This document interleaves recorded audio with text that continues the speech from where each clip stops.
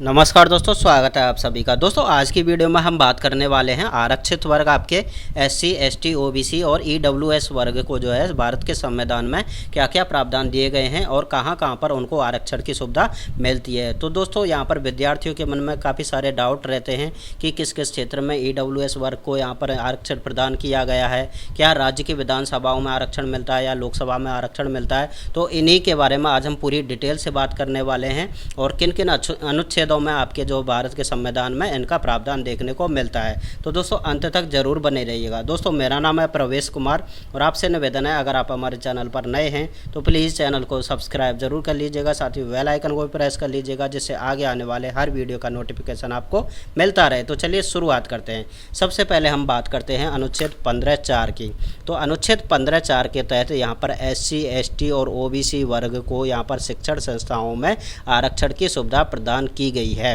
यहाँ पर एससी और एसटी वर्ग को तो यहाँ पर फर्स्ट संविधान संशोधन 1951 में प्रावधान किया गया था, लेकिन ओबीसी वर्ग की बात करते हैं तो ओबीसी वर्ग को यहाँ पर मंडल आयोग की सिफारिश पर प्रावधान दिया गया था, जो कि 1990 में ओबीसी को यहाँ पर शिक्षण संस्थाओं में आरक्षण का प्रावधान प्राप्त हुआ था। तो मंडल आयोग के तहत यहाँ पर मंडल आयोग का जो गठन किया गया था वो 1979 में किया गया था। जो मोरारजी देसाई की सरकार थी, जनता दल की पार्टी थी, उनके द्वारा यहाँ पर 1979 में मंडल आयोग का गठन किया गया था और उसी मंडल आयोग की सिफारिश पर 1990 में जो है वीपी सिंह की सरकार के द्वारा विश्वनाथ प्रताप सिंह जो आपके प्रधानमंत्री थे 1990 में, उनके द्वारा यहाँ पर क्या किया गया था, 27% ओबीसी वर्ग को आरक्षण की सुविधा प्रदान की गई थी। ठीक है, तो यहाँ पर एससी, एसटी, ओबीसी वर्ग को यहाँ पर शिक्षण संस्थाओं में आरक्षण की सुविधा आपके अनुच्छेद 15(4) के तहत प्राप्त होती है। अब हम बात कर लेते हैं अनुच्छेद 15(5) के तहत जो आपके उच्च शिक्षण संस्थान हैं, चाहे वो तकनीकी संस्थाएं हैं, ठीक है, तकनीकी संस्थाओं में और चाहे वो उच्च शिक्षण संस्थाओं में, यहाँ पर एससी, एसटी और ओबीसी वर्ग को क्या है, आरक्षण की सुविधा प्रदान की गई है अनुच्छेद 15(5) के तहत। अब हम बात कर लेते हैं कि जो मोदी सरकार के द्वारा हाल ही में ईडब्ल्यूएस वर्ग को आर्थिक पिछड़ापन के आधार पर यहाँ पर 10% आरक्षण है वो शिक्षण संस्थाओं में प्रदान किया गया है। ठीक है, तो ये किसके द्वारा, मोदी गवर्नमेंट के द्वारा ईडब्ल्यूएस को आर्थिक पिछड़ापन के आधार पर शिक्षण संस्थाओं में प्रावधान दिया गया है, वो है आपका 15(6) में।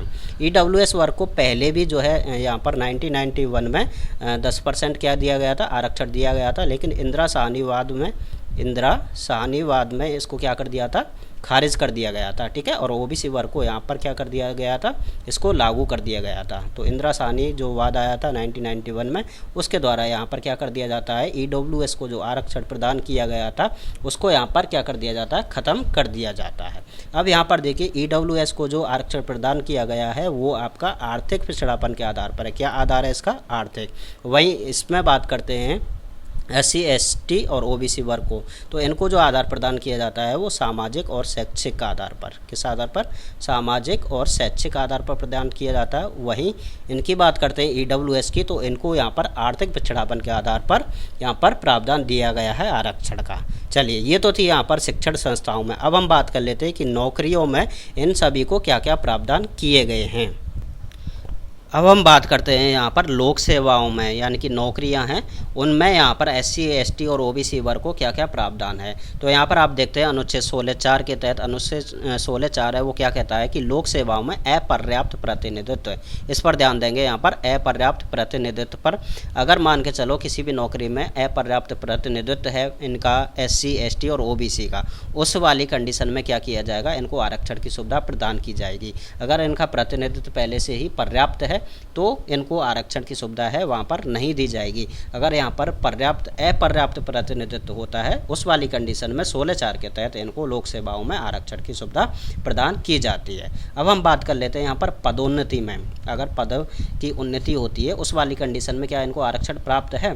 तो यहाँ पर एससी और एसटी, यहाँ पर ओबीसी नहीं है, एससी और एसटी 16(4)(a) के तहत, 16(4)(a) के तहत पदोन्नति में आरक्षण प्रदान किया गया है। वो भी क्या, कौन सा कहता है आपका, 77वां संविधान संशोधन हुआ था 1995 में। वहीं एक और संविधान संशोधन किया गया था 85वां संविधान संशोधन 2002 में, जिसमें आपकी वरिष्ठता के आधार पर यहाँ पर आरक्षण का प्रदान किया गया था। यानी कि पदोन्नति है वो किसके आधार पर दी जाएगी, वरिष्ठता के आधार पर दी जाएगी। ठीक है, अब यहाँ पर देखिए, धार्मिक और सांप्रदायिक संस्था हैं वो अपने धर्म या संप्रदाय में किसी पद पर नियुक्त करने की छूट दी गई है।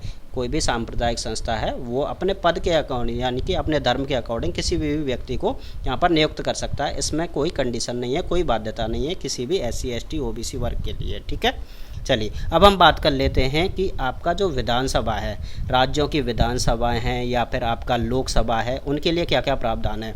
तो यहाँ पर मैं बता देता हूँ कि आपका अनुच्छेद 330 में प्रावधान है कि जो आपकी लोकसभाएं हैं, ठीक है, लोकसभाओं में क्या है, SC ST किसके लिए, SC और ST वर्ग के लिए क्या प्रावधान किया गया है, लोकसभाओं में जनसंख्या के अनुपात के आधार पर इनको क्या दी जाएंगी, सीटें प्रदान की जाएंगी। अनुच्छेद 330 के तहत लोकसभा में ये प्रावधान किया गया है। वहीं अगर हम राज्य की विधानसभाओं की बात करते हैं तो राज्य की विधानसभाओं में जो प्रावधान है वो 332 में देखने को मिलता है, आपके अनुच्छेद 332 के तहत। अनुच्छेद 332 के तहत जो है यहाँ पर राज्य की विधानसभाओं में है, कहाँ पर है, विधानसभाओं में, और 330 के तहत लोकसभाओं में। ये किसके लिए है, केवल SC और ST वर्ग के लिए है। ठीक है, तो जनसंख्या के अनुपात के आधार पर इनमें 332 के तहत राज्य की विधानसभाओं में और 330 के तहत लोकसभा में जो है SC ST वर्ग को क्या किया जाएगा, जनसंख्या के अनुपात पर इनको सीटें जो है आरक्षित की जाएगी।